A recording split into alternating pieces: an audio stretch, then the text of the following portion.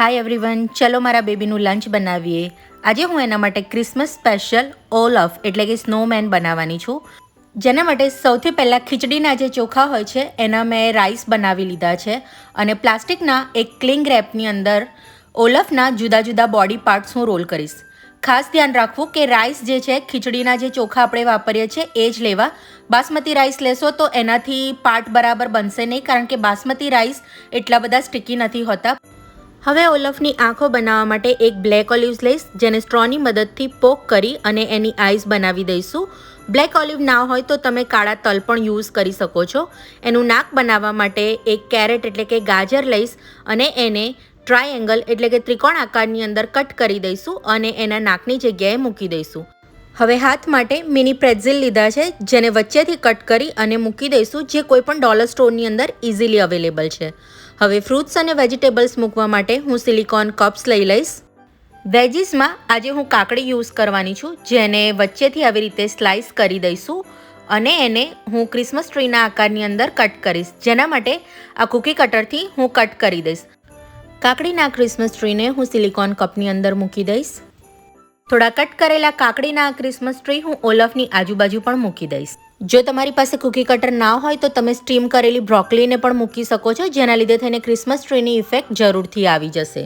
એના ફ્રૂટ્સમાં આજે હું એપલ એટલે કે સફરજન મૂકવાની છું. એને સ્લાઇસ કરી લઈશ અને હું આજે સ્ટાર શેપ કૂકી કટર લેવાની છું અને સ્ટાર શેપની અંદર એપલને કટ કરી લઈશ અને તેને ફ્રૂટના સિલિકોન કપની અંદર મૂકી દઈશ. અને હવે વારી છે થોડા ક્રન્ચી સ્નેક્સની, જેના માટે આજે હું માય સુપર ફૂડ્સની કૂકીઝ યુઝ કરવાની છું. આ કૂકીઝ ઘઉંની બનેલી છે અને સાથે જ શુગરની જગ્યાએ મધનો ઉપયોગ કરેલો છે, માટે કિડ્સ માટે ખૂબ જ હેલ્ધી હોય છે. અરે હા, ઓલફના બટન્સ મૂકવાના ભૂલી ગઈ હતી, જેના માટે સેમ બ્લેક ઓલિવની જે મેથડ હતી એ જ હું યુઝ કરવાની છું.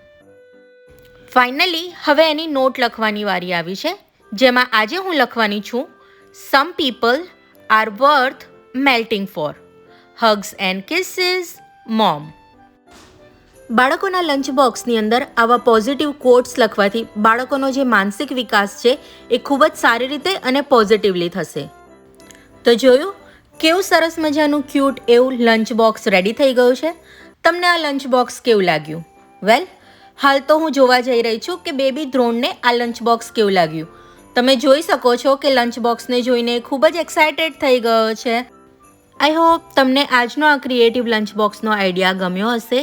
નીચે કમેન્ટ સેક્શનની અંદર જરૂરથી જણાવજો કે તમને આજનો આ વિડીયો કેવો લાગ્યો.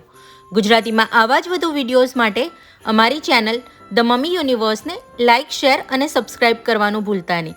અને સાથે જ અમારી ડેલી જર્નીને ફોલો કરો ઇન્સ્ટાગ્રામની ઉપર. Thank you so much for watching our video. By.